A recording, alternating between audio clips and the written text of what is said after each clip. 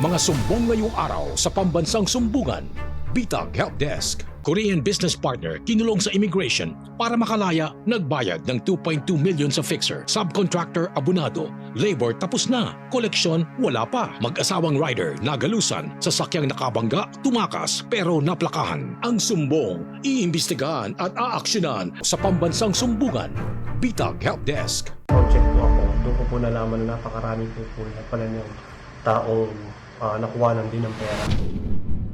Ako ay lumalapit sa inyong tanggapan upang ireklamo itong taong nagngangalang Engineer Alex T. Rosales na kung saan siya po ay nakakuha sa akin ng malaking halaga dahil sa transaction na papiyansahan niya ang aking kaibigan na nakakulong sa immigration. Noong una po, maayos naman ho kami nag-uusap at nakuha niya po ako ng 3 beses, 1.5, 500 at 200,000. Sana po matulungan niyo po ako. Ang sumbong, iimbestigahan at aaksyonan sa pambansang sumbungan. Bitag Help Desk. Okay, medyo interesting po itong reklamo ng nilapit po sa atin. Korean business partner kinulong sa immigration para makalaya ng nagbayad ng 2.2 million pesos sa fixer. Mukhang may naaamoy ako rito Ibang klaseng usapan to rito. So, sino ba yung complainant natin dito? Pwede ba natin makausap agad para umpisahan? Sa linya ng telepono, si John. John, magandang umaga sa iyo, John. Good morning ho, Sir Ben Bitag at sa inyong milyon-milyong taga-subaybay. Okay, kasama ko rito, John, ang aking co-host na The Next Generation Bitag, si Carl. Magandang umaga din, sir. Good morning po, Sir Carl, at magandang Okay.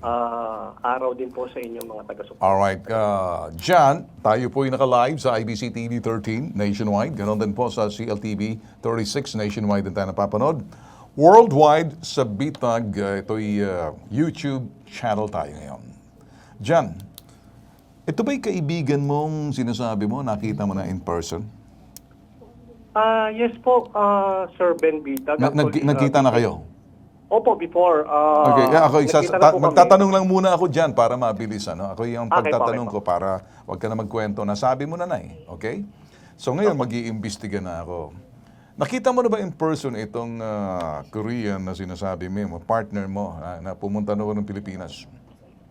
Opo, before. Nagkita na po kami. Kailan kayo huling nagkita? 2024. Alright. Anong ginawa niya sa Pilipinas? Bakit ka nagkita? Nagninegosyo po siya. Okay. Na-engage po kami sa mga entertainment business like Okay. yung... Sige. Okay, ito sa akin dyan. So in other words, naging partner na kayo? Opo. Alright. Ang sinasabi mo ngayon, naka-hold siya sa immigration? Ganun ba? Opo, nagulat na lang po ako.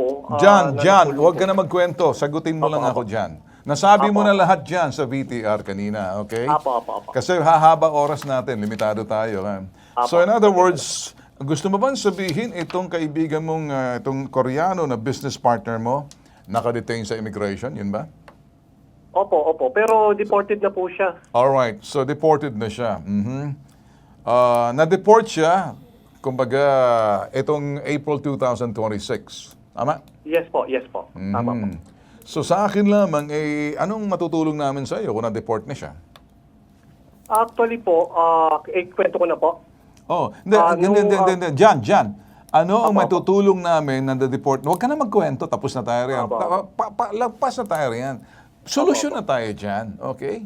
Kasi hahaba na. Ang iyong kaibigan na ay business partner na Korean national, nakulong sa immigration at para makalaya, nagbayad ka ng 2.2 million pesos sa isang fixer, pero na-deport ng kaibigan mong Korean national, tama? Tama po.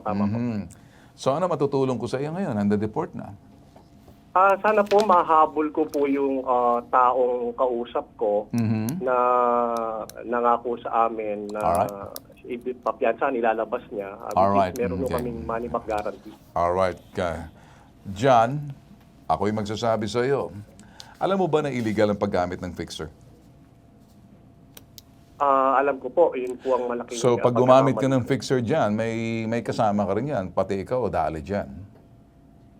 Ang pangyayari po kasi talagang gulong-gulo rin po ako dahil sila po yung Jan, nagpunta sa... okay, naintindihan kong gulong-gulo ka na dyan. Pero Jan, sasabihin ko sa iyo. Ano pa man ang iyong dahilan, sasabihin mo sa akin, hindi mo pwedeng ipaliwanag yan kapag ikay masasampahan ng kaso dahil dyan, paggamit mo ng fixer, illegal yan. Nag-shortcut ka. Tsaka, ibig mong sabihin, binibend mo yung law, binabaluktot mo, nilalabag mo yung batas. Kasi, pag yan ay nakulong sa immigration, may dahilan yan. Naintindihan mo ba ako?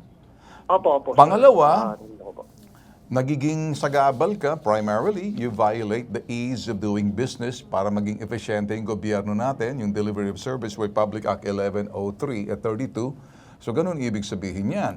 Pangalawa, may batas tayo ang nagsasabi ng fixer na nagpa-facilitate para doon sa sinasabing mapabilis, economic gains para transaction advantage, pwedeng makulong ng 1 at 6 na taon. Pero kasama ka roon, ikaw yung gumamit ng fixer doon sa parting yan. Pinapaalala ko lang sa iyo. O ngayon, kapag naman ang immigration natin, i-deport na yung tao kung totoo man ang sinasabi mo, may ibig sabihin yan. O, kausapin mo, Carl, ngayon. Diyan ka muna dyan, ha? O, kausapin mo si Dana Sandoval ng Bureau of Immigration sa linya ng telepono. Sa cellphone ba yan? Or saan ba natin? Sa linya ng telepono. Okay, Carl. Yes. Alright. So, kausapin natin ngayon ng spokesperson ng Bureau of Immigration na si Ma'am Dana Sandoval. Magandang umaga po sa inyo, ma'am. Good morning. Magandang umaga po. Alright.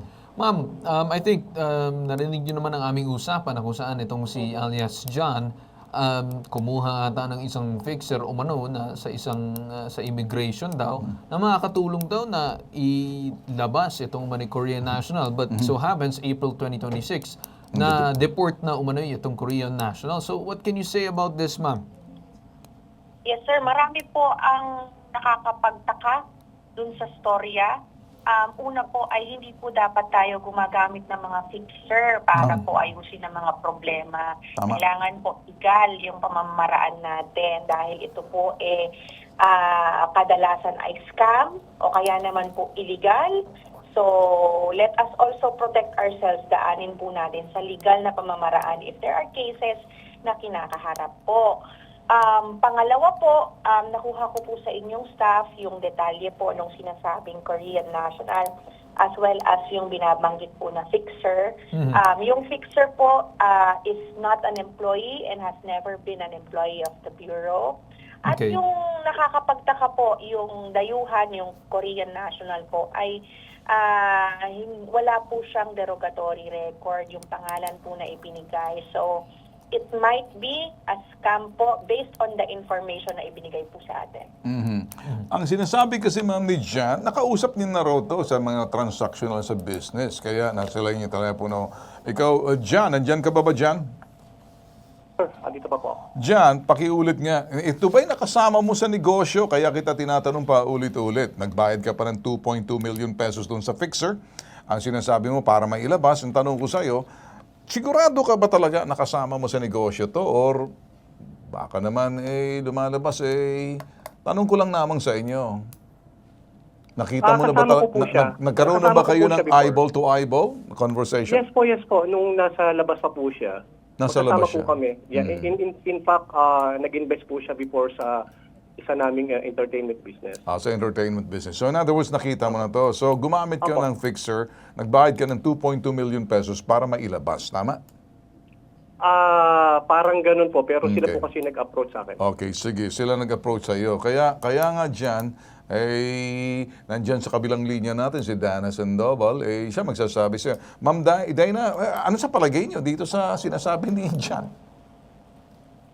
Sa totoo lang po, medyo malabo po kasi kung doon po tayo magbabase sa pangalan na ibinigay po ng ating complainant is wala pong ganong tao na nahuli or nakulong sa Bureau of Immigration or may derogatory record po ng 2026. Meron pong mga similar names pero hindi po nagtutugma doon sa detalye na ibinigay as well as doon sa kung kailan ito nangyari. So, it might need a bit more looking into at ang suspetsya po natin baka po ito ay isang scam kung saan pinag-invest po tayo at hiningan po tayo ng pera. Doble-dobleng parang scamming po ang nangyari doon po sa ating kababayan.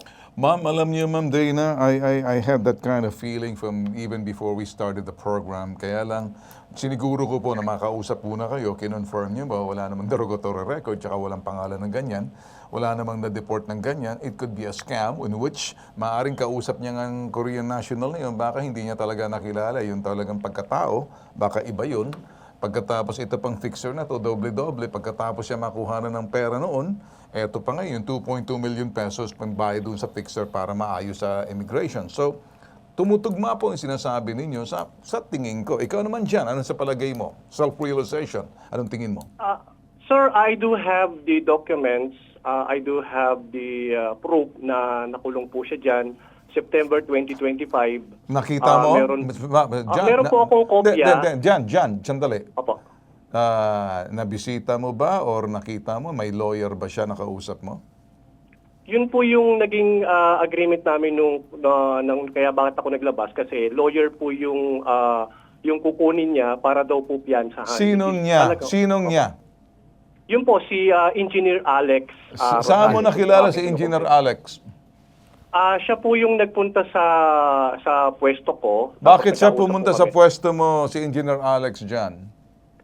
Nung una, kasi nirepair ho siya ng friend ko. Nirefer ng friend mo para? Opo. Para sungkitin yung Para fix. daw ho sa lawyer na kukunin namin at sila raw nga po yung bahala. Sinong na kumuha mag-bill. ng lawyer dyan?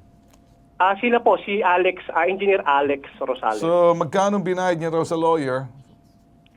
Ako po ang sinisingil niya po sa akin lahat-lahat kasama po yung bill is 3.5 million. So, in other words, yung lawyer kasama na 3.5 million pa 2.2 million para mailabas sa immigration yung kaibigan mong investor na sabi mo ay Opo.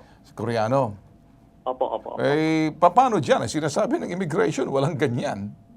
Meron po akong documents to kasi Sige, nagkakausap Jan, po kami ganito na lang araw-araw dyan, ni, ano? ni Mr. Jan, Chop. Jan, Araw-araw okay. po. Okay, Jan. Sige, Jan. Medyo interesado rin naman kasi si Ma'am Dana Sandoval na to dig deeper kasi parang ako kasi I smell scam na rito eh.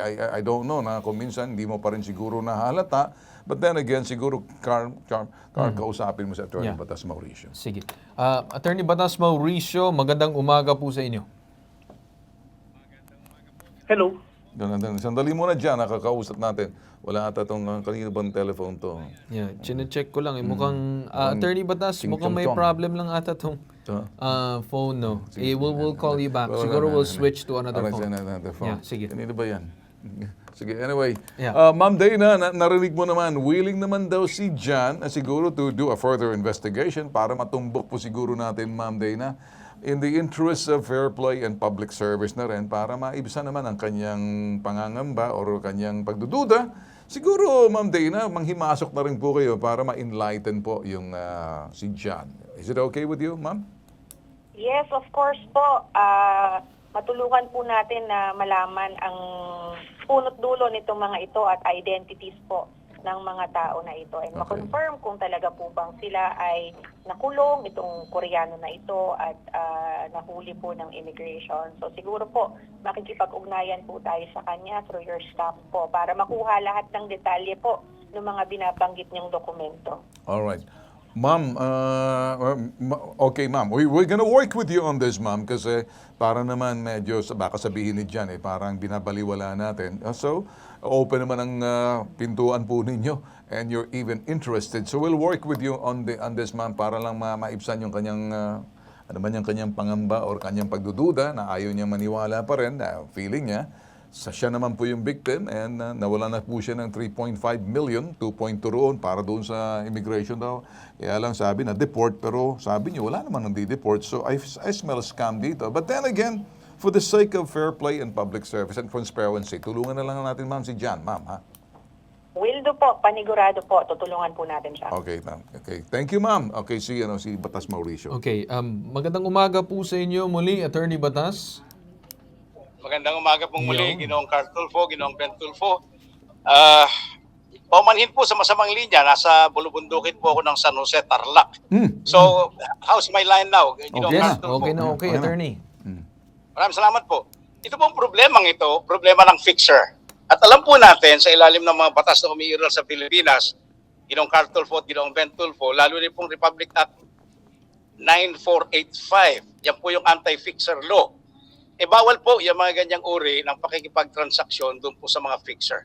Lalo na po, pagka lilitaw na kinausap ng isang private citizen, yung pong fixer para maayos ang kanyang transaksyones sa gobyerno sa pamamagitan ng pagbabayad ng konsiderasyon, financial consideration, pagbabayad ng sabihin na nating lagay sa opisyales ng gobyerno, itinuturing na po yan direct bribery sa ilalim ng Artikulo 210 ng Revised Penal Code of the Philippines. Okay. So, ang problema po dito, tama po si Ginoong Ben Tulfo kanina, sapagkat ang sinasabi po ng Article 210 ng Revised Penal Code, ang sinasabi ng anti-fixer law, hindi lamang po ito nag-iisa para doon sa fixer, kundi doon po sa kumontrata sa fixer para po magbayad, lalo na ng ganitong napakalaking halaga doon po sa opisyal ng gobyerno para maayos ang problema ng Koreano. So, may pananagutan din po itong lumalapit sa atin, Ginoong Carl Tulfo, Ginoong Ben Tulfo. Okay. Alright.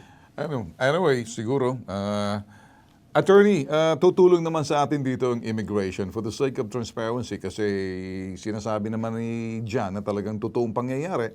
Hindi niya lang siguro alam yung legal consequence pinaliwanag natin sa kanya, not only for him but for everybody else na nanonood at nakikinig sa programa natin, attorney.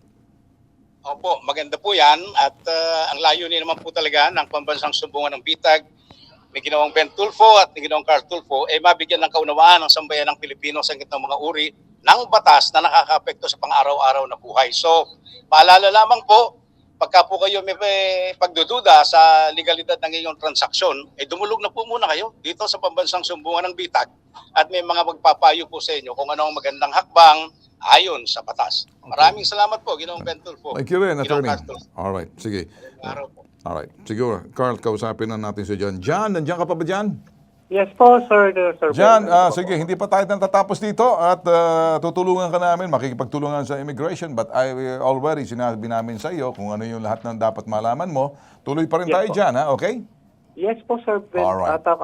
At nakasuporta naman po ako at gusto ko Alright. lang din pong maliwanagan lahat. Sige, John. Okay. Si Dana, wala na, no? Okay? Okay. Okay, maraming salamat. Okay, Carl.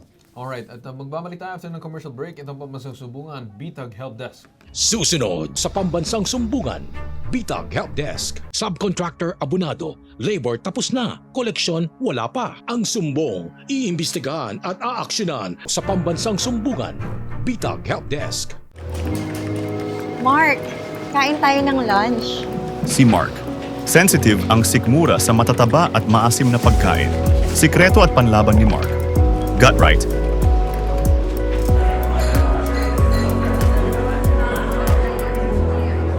Give what's right for your gut. Available now on Shopee, Lazada, and TikTok Shop. Scan the QR code now.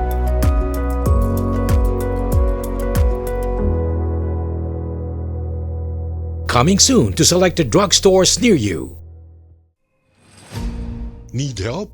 Want to report? For immediate action, leave us a message about your complaint.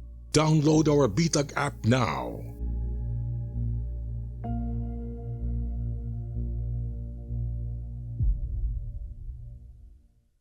Pambansang Sumbungan, Bitag Help Desk. At kaya po ako huminto muna ang mga tao ko dahil wala pong pang suporta.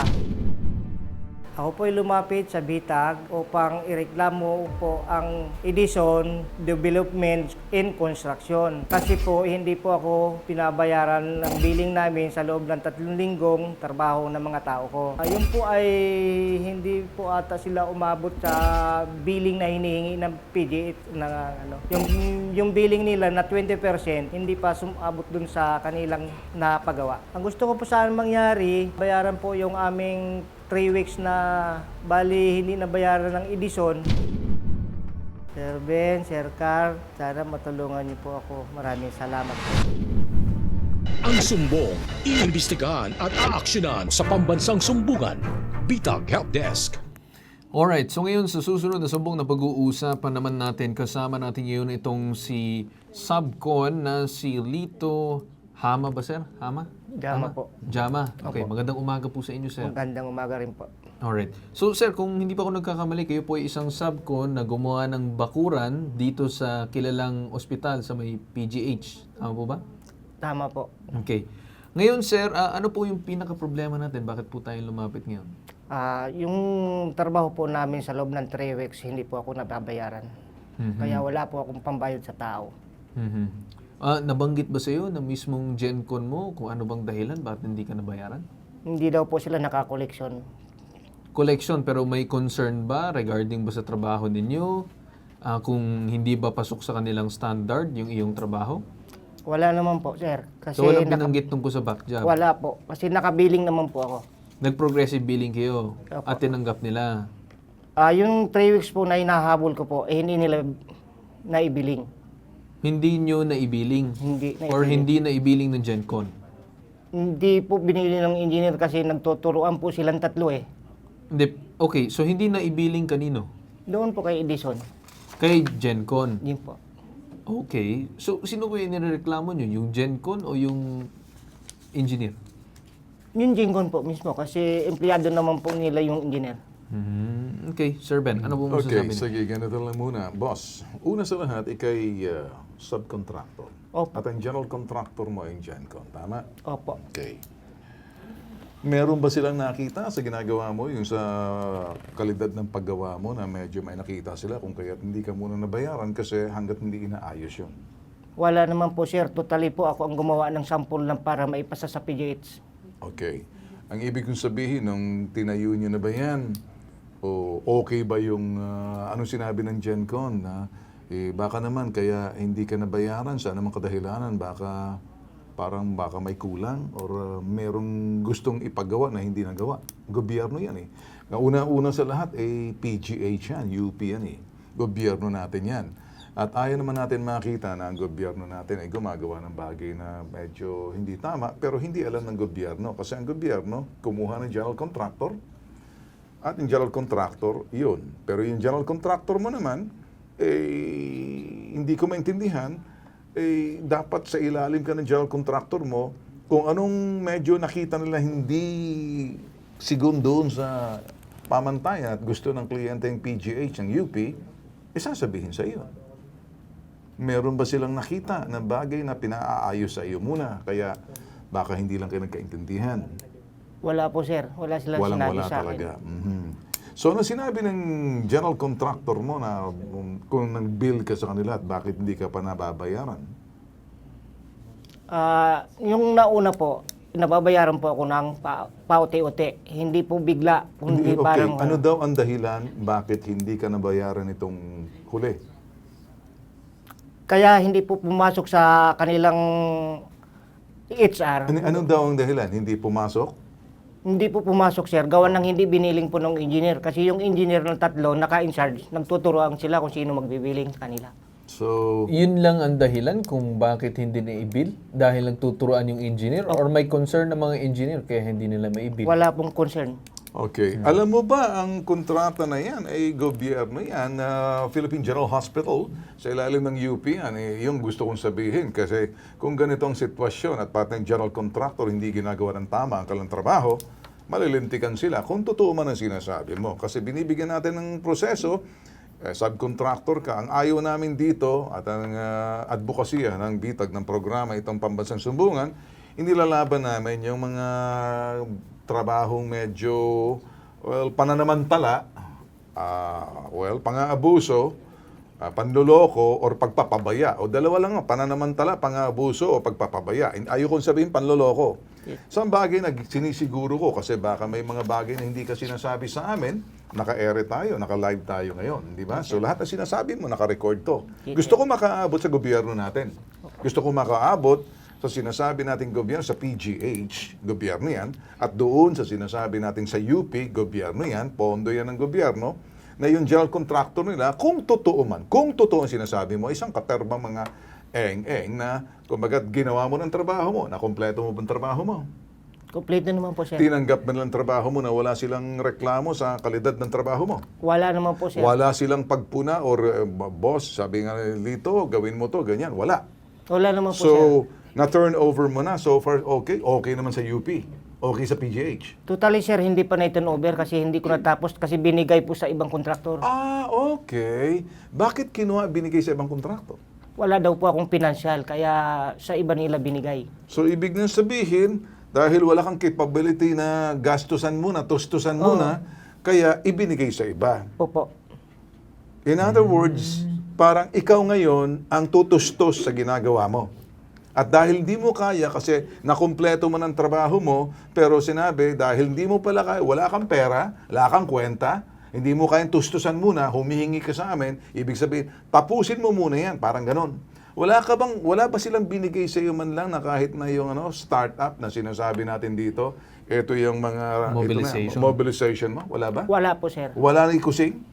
Wala sir. Bastos pala tong bastos pala tong kumpanya na sinasabi mo. Kung totoo man sinasabi mo, o kung nakikinig sa atin ng gobyerno, hindi po pwede sa atin to. O ngayon, nakikinig sa atin dito. Si General Contractor, papagalitan ni sino? Secretary na to. Si Vince Dizon, Ay DPWH. nako, Vince, nako, pag nalaman to ni Secretary Vince Dizon, kasi padar yan, di ba? Naku, mayayari ito kung sino man itong lintek na anong pangalan ng makinig kayo, Edison Development Corporation Incorporated, mamumura kayo ni Vince nito. At saka hindi lang, maambalos ko kayo eh. At ang may-ari nitong yung owner na baka hindi alam nitong si Eldon Eldon ka pala ha, gagawin kita donya nito. Eldon si Ferdinand Uy. Okay ah. Kung sakaling nakikinig at nanonood sa atin yung owner ng Edison Development Construction, I'm not faulting you, but then again, sa ibaba mo, if you don't take care of somebody or people below you, somebody else will. Kami yun. So Edison Development and Construction Incorporated, kinig kayo sa sinasabi namin dito, ha? Hindi namin kayo paliligtasin. Ikaw ba'y may hawak na anumang kontrata na nag-uugnay na ikay kinuha nila at pagkatapos nagtatrabaho ka lang, parang kinuhanan ka lang nila. Umpisa ka, wala ka bang papel na nag-uugnay na ikaw ang subcontractor nila? Ito, yan job order mo yan? Opo. Yan ba'y pinarmahan ng mga taong nandoon kung sino man yung mga boss mo? Pirmado po. Okay. Ano ang pangalan ng boss, ang pangalan ng engineer mo on site? Engineer Koy po ang Aha. nag-approve. Okay. So, si engineer, ang sinasabi rito, sinawagan ngayon ng BITAG sa ibaba. Yung statement. Sandali, statement. Sino bang may hawak ng prompter? Pinasasayaw-sayaw. Mahilig sa cha-cha tato eh. Okay. Sinubukan tawagan ng pambansang sumbungan, BITAG Help Desk, ang general contractor ng Edison Development Construction Incorporated.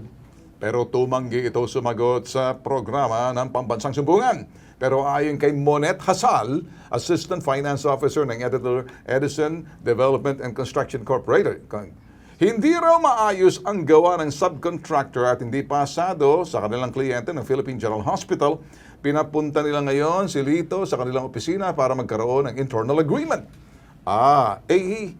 Hindi ka ba sinabihan? Yun ang tanong ko sa iyo. Hindi pasado yung gawa mo, kaya't hindi ka binabayaran. Wala bang inhinyero na boss mo nagsabi sa iyo, Lito, hindi tama ang ginagawa mo. Yun ang tanong ko kanina. Wala po ako Nandun ka galing ba sa kanila. on-site? Nandun ka ba malimit? Yes, sir. Baka naman mga tao mo lang, pinaiiwanan mo, parang bossing-bossing ka. Ay, hindi po, sir. Natulog din Sa ako. linya ng telepono, nakikinig sa atin ngayon si Engineer Ronel de la Cruz ng Edison Development Construction Incorporated. Siyang issue natin dito ngayon, pasasagutin natin dito para malaman natin dito. Okay, sa linya ng telepono si Engineer Ronel de la Cruz, Edison Development Construction Incorporated.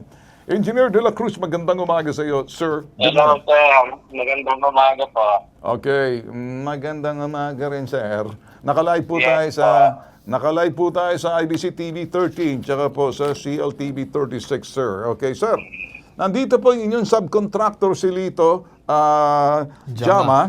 At siya po ay lumapit sa amin. Hindi raw po siya nababayaran sa serbisyong ginuugol niya bilang subcontractor. Actually, sir, as per office is nabayaran naman po namin siya. Meron po kayong papapakita na nabayaran po kayo. Hindi naman siguro lapit. Meron po. Pwede po kami magbigay sa inyo ng mga deposit slip na nabayaran po namin siya. Tapos, Kasama ko po ngayon yung dito mga- sir, nandito po siya ngayon. Kasama po namin dito. Gusto niyo po ba makausap para sige po. Okay, sige. Ano pong gusto niyo sabihin sa kanya? Kasi cellphone po ang hawak ninyo. Hindi pa siya pwedeng sumagot dahil nasa cellphone po tayo. Ano pong gusto niyo sabihin sa kanya? Nakikinig po siya. Actually, sir, pinapapunta po siya namin sila dito sa may type muna sana. Bali, kung pwede namin isettle lahat nung... Isa-settle niyo na, sir. Bali po, Isettle niyo kung ano yung nagawa niya, sir. yes po. Okay. Sir, sandali mo muna, sir. Ano? Sir, we're doing a progress dito. So, isa-settle niyo kung ano yung nagawa niya, sir. Hindi naman siguro tama, sir. Hindi ba? Kawawa naman, sir. Yan po ba ang project ninyo, sir? Sa ilalim ba yun ng, sir, ng DPWH? Yes po. Okay, sir. Pag nakita po, malaman to ni Secretary Vince Dizon, kaibigan ko, sir, magagalit po to, especially pag ganito. Actually, sir, yung nabili niya sa akin, alam ko, sir, is nabayaran na Ano yung mga, okay, sir, sandali lang, sir. Okay, Lito, ano yung hindi nabayaran sa'yo? Kulong plastering, sir, at saka yung grills na kinabit. Yung column, plastering daw, at saka yung brace na nakabit, sir. Yung column plastering, sir, hindi umabot sa akin kasi...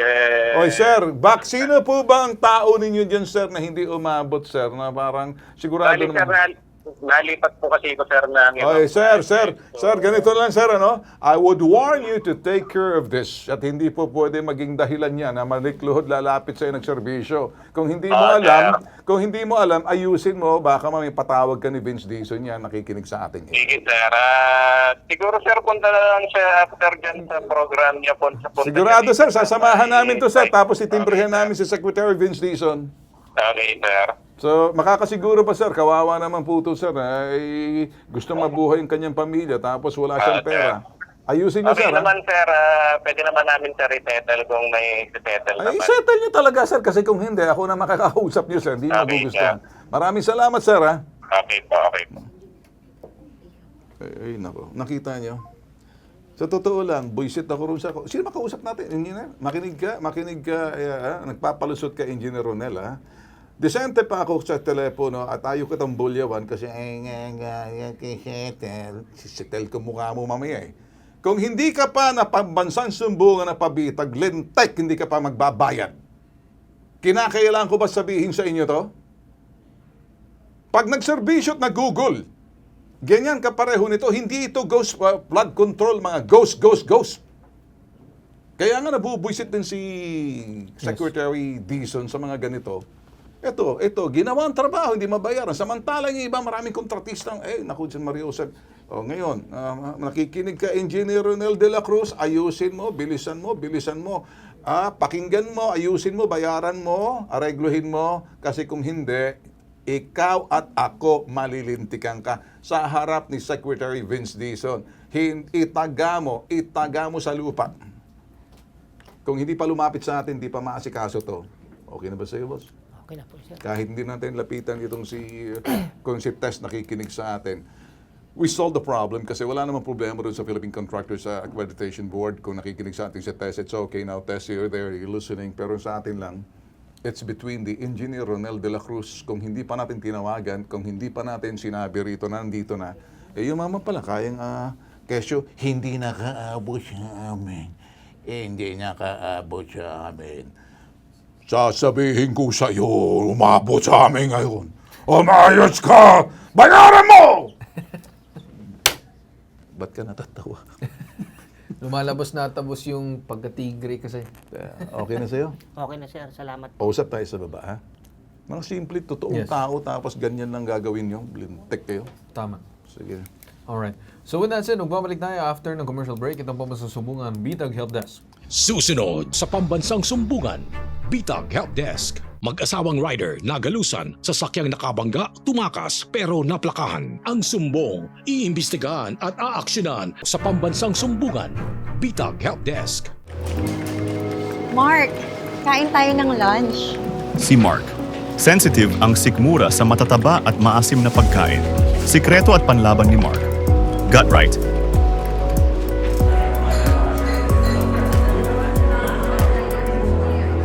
Give what's right for your gut. Available now on Shopee, Lazada, and TikTok Shop. Scan the QR code now.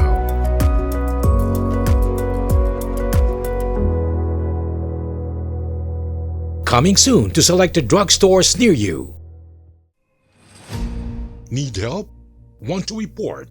For immediate action, leave us a message about your complaint. Download our BTAG app now.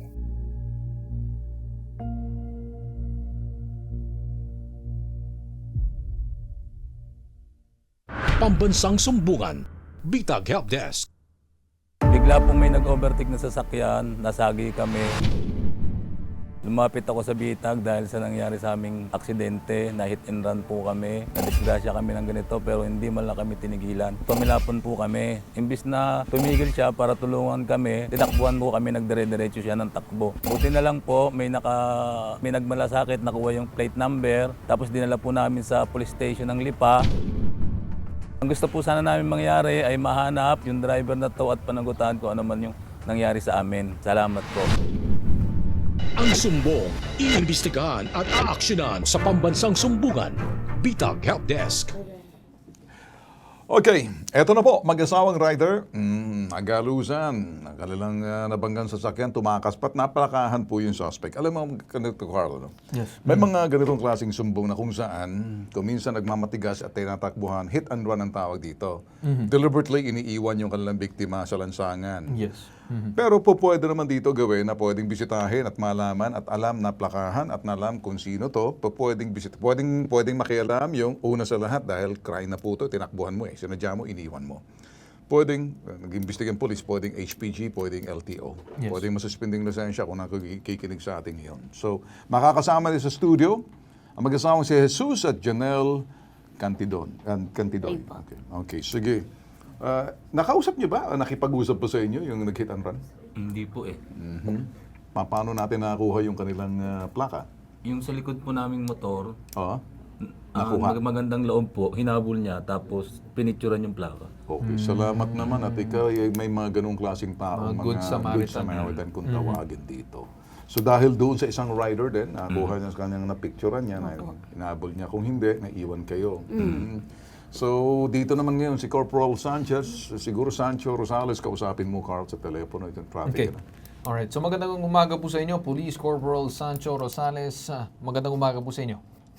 Magandang umaga rin po, sir. Alright. Corporal, ako po si Carl Bitag, co-host po ni Sir Ben ngayon, naka-live po tayo. Sir, ano pong lumabas base sa ating investigasyon tungkol dito sa nangyaring hit and run? Bali, nangyari po yan ay 5 a.m. noong June 28 sa Barangay Sico po, sa JP Laurel, Barangay Sico.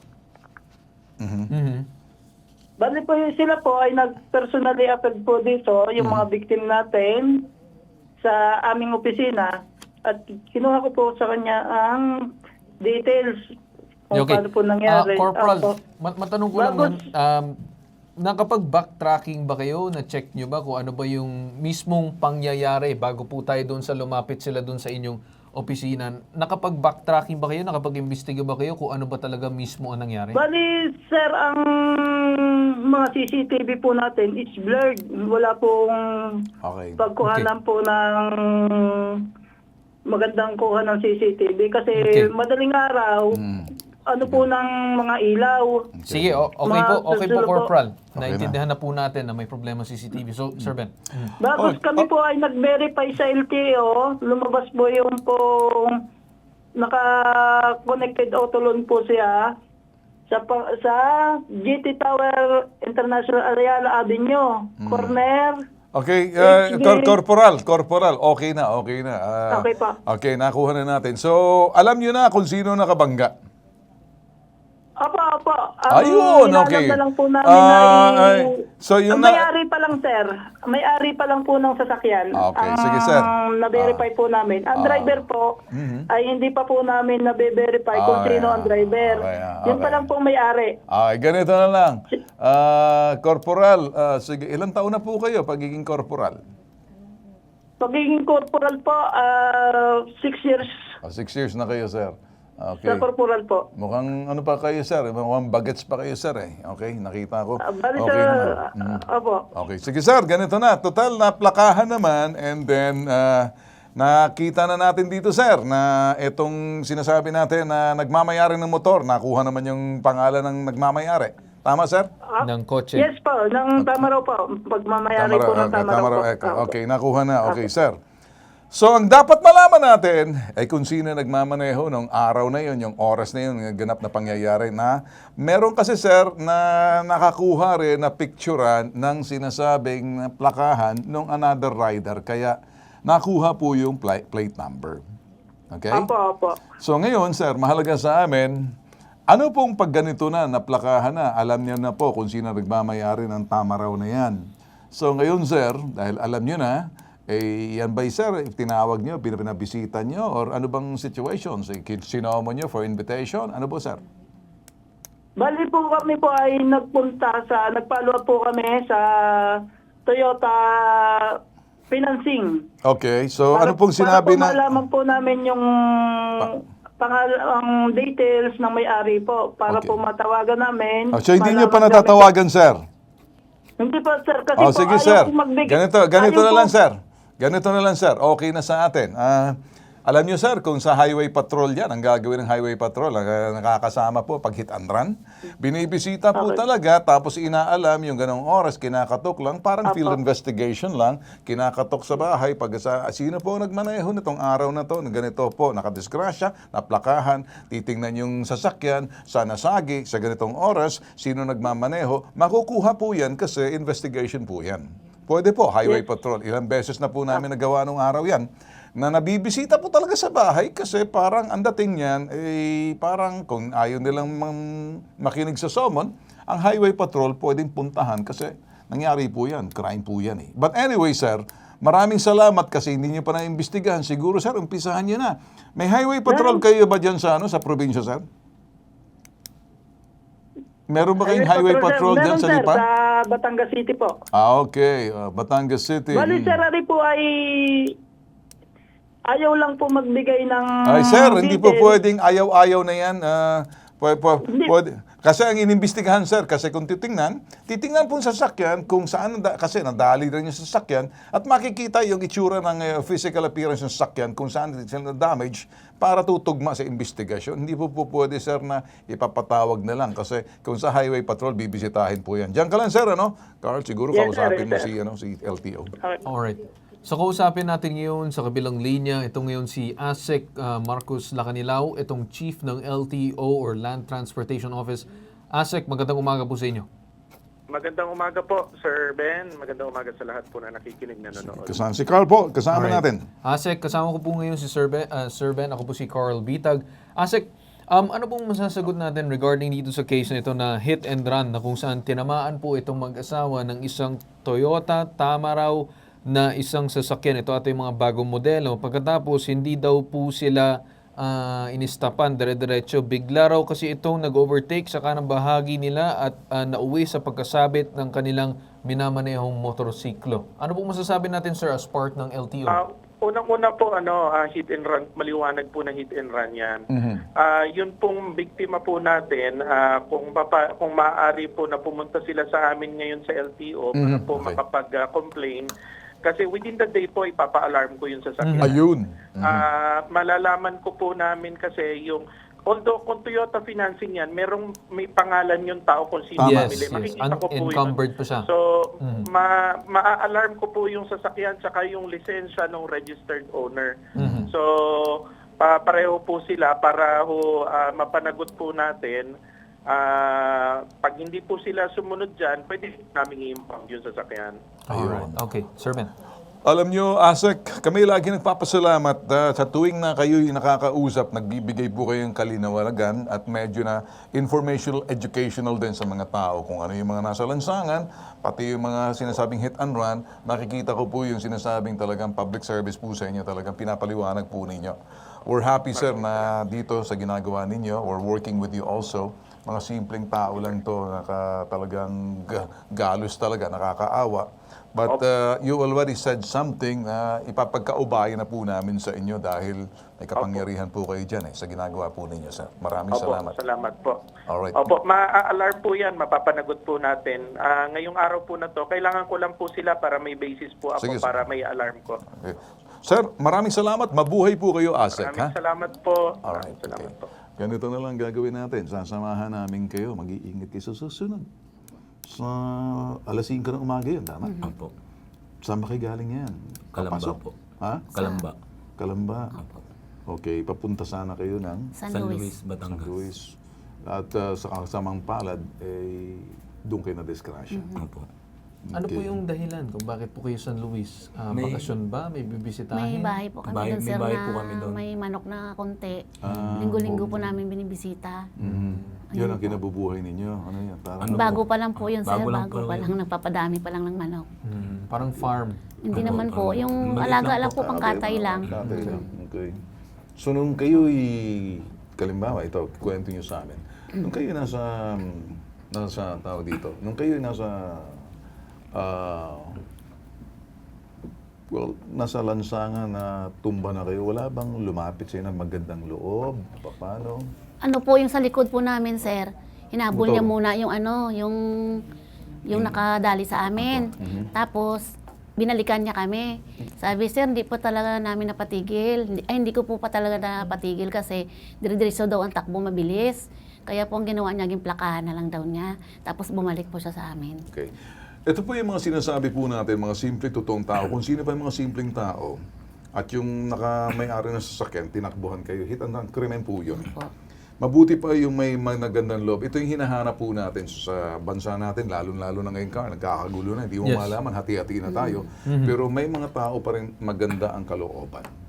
Na parang nakikita sigurong kalagayan ninyo na parang hindi kayo pinabayaan, hinabol para sabihin may nasagi kayo, pero ang ginawa, tapos dahil ayaw tumigil, siguro sinasabi may nasagi, talagang tumakbo pa rin, pinakahan niya. At dahil doon, naging daan na para malaman dito, Carl, na ito yung tawag dito, na kailangan ninyo para magkaroon ng investigasyon. Yes. Okay? So, siguro pasalamat na lang tayo rito kay Sancho Rosales. Corporal, nandiyan ka pa? Wala natin si Corporal. Okay, so anyway. Yes, sir. Yes, sir. Okay. Ganito lang, Corporal. Kung ano man, maraming salamat na papasok na rito yung LTO. Siguro, Corporal, puntahan nyo siguro itong bahay nitong kung sino man to. Or Yes, sir. Yes, sir. ako na po magsasabing, bisitahin nyo na lang po siguro, katukin nyo, sabihin nyo, itong hawak-hawak nyo po siguro yung tawag dito, investigation sheet ninyo, doon sa incident sir. report, and then pakita nyo, kayo po, ito po, pag-aari po ninyo. Ako na lang, sir, hindi ko kayo tinuturuan, pero para naman Yes, doon sir. sa Yes, mga sir. nakikinig sa atin. Halimbawa, ako si Corporal Sancho Rosales. Ganito ang gagawin ko. Tao po. Si Corporal Rosales po ako. Tapos bubukas siya ng pinto. Sino po kayo? Corporal Rosales. Hawak-hawak niyo pong papel. Sir, meron po akong papel dito na hawak na kayo po isang aksidente na plakahan po kayo. At ito po, itong sasakyan ninyo ng oras na ganito, may nakakita po, nag-witness na nabangga nyo yung nasa harapan ninyo, iniwan ninyo. At pagkatapos may magandang loob, yung magandang loob ay yung sinasabi nating motorcycle rider din, hinabol pero hindi tumigil. Pero ang ginawa nitong plinakahan na lang, kaya nandito ako ngayon. Ngayon, iniimbitahan po namin kayo na pumunta dumulog sa aming tanggapan para magkaroon ng linaw. Kasi kung hindi, tutuloy na po namin kayo. Inireport na namin po to, ang plaka ninyo, nakuha namin sa LTO. Ang dalawang kliyeng pagpipilian, masususpindi kayo, mawawalan kayo ng or makikipag-cooperate kayo, pumunta na kayo para maimbestigahan namin kayo. Okay ba sa inyo, Corporal? Yes po, yes po. Okay. Well, ako naman, Corporal, ako naman si General Ben Bitag at yung aking Lieutenant Colonel dito, si Carl, the Next Generation Bitag. At sa ngalan ng sinasabing fair play and transparency and public service, tinuruan na po namin kayo kung paano magawa ng investigasyon. Okay lang si Corporal? Okay po, okay po. Attention! Okay. Dismiss! Okay. Ayun. Okay na ba? Tinuruan ko na. Salamat po. Bakit ka natutuwa? Sa panahon ngayon, kung walang tutulong, alam nyo, ang isang bagay, mananaig yung kasamaan at kalokohan ninuman kapag walang mabubuting taong tatayo at tuldukan yung mga sinasabing kapareho nito. Evil triumphs when good men do nothing. Yun ang ating sinasabi rito. Kaya yung taong tumulong sa inyo, tumindig sa inyo. Hindi niya matatim-atim sa kanyang kalooban na iwan kayo doon. Kaya hinabol niya dahil di kayo makatayo para sabihin kaya lang tinakbuhan niya. Pinatigil niya yung kasamaan ng kolokoy na kung sinong putok sa buhong pendeho na yon. Kaya nangyari, ang ginawa niya, kinuha niya, naging susi at daan. Gusto ko sanang makita kung sino man yung nagbagandang loob. Gusto namin kayo makita rito, maimbitahan. Saluduhan man lamang. Pero ibang saludo yung saludo kaninang pulis. Yung saludong one. Ito, iba. Anyway, okay na sa atin. Apo. Pasasagutin na natin yan. Patatawag natin doon para magawan, pagbayarin sila. Opo. Yun nga po gusto namin mangyari sa abala niya sa amin. Ganun ba? Paano kayo nakarating dito? Taga ano ba kayo? Batangas? Bumaba pa kayo? Kalamba po, Kalamba. Galing pa kayo sa Kalamba niyan? Apo. Sino naghatid sa inyo rito? Kami lang po. Commute na po. Nag-commute kayo. Nag-bus lang. Apo. Okay. Kumusta naman yung ano ba? Medyo ito na lang ang masakit sa akin dito sa balikat ko. Meron pa akong malaking tama dito eh. Anong sabi naman doktor nung nakita naman kayo may mga bali Ito, ba? ano lang daw, bugbog. Saka ito, bugbog din sa x-ray. Salamat sa Diyos. Buti naman. Bugbog lang dito. Kayo ba'y may anak? Meron po, 5 po. Lima. Ano po yung trabaho ni Mr.? Paano niyo po binubuhay yung mga anak ninyo? Ano po ako, nangontrata po ako sa mga heavy equipment. Mekaniko po. Si Mrs. naman. Tindahan po sa Maliit bahay. na po. Kumusta naman ang buhay-buhay? Ayos naman po. Nakakaraos naman po. Nakakaraos naman. Ayan ang sinasabi natin, nakakaraos. Hindi ka pareho ng iba dyan, kakapal na mukha, kurakot na. Manloloko na, abusado pa. Ito yung sinasabi natin, mga simple, totoong tao na sinasabi ninyo. Yan lang naman ang kaya ninyo, bitag eh, malilit na tao. Kaya naman banggain kahit sino pa kayo eh. Wala kaming pakialam kung dilaw kayo, berde man kayo, or pula man kayo. Ay, nako, hindi po pwede sa amin yan. Malalaking tao baka mo? Kaya namin. Kaya lang, sino makikinig para sa kanila? Kaya nga may pambansang sumbungan eh. Yes. Kaya sinasabi ninyo, yan lang naman kaya ninyo. Di nga kayo din. Sambalusin ko kayo. Akala ninyo, madaling ginagawa namin dito. Puro kayong knock-knock. Ang alam niyo, puro politika. Tapos mga iniidolo niyo, babaho naman na kasama rin sa kurakot. Pareho lang. Sus, Mariusep. Kurakot, tapos sinasabi, mandoloko na, abusado pa. Ito, mga simpleng tao. Hindi ka, poultry. Ito yung dapat tularan. Ito dapat sinasaluduhan.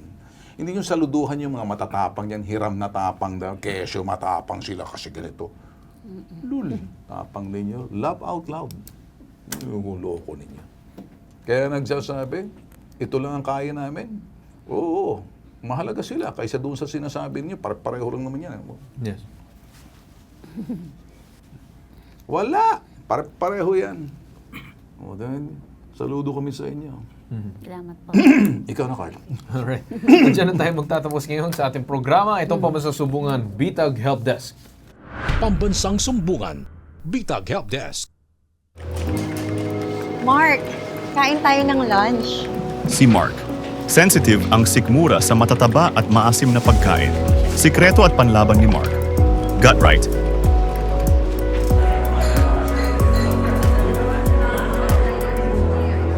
Give what's right for your gut. Available now on Shopee, Lazada, and TikTok Shop. Scan the QR code now.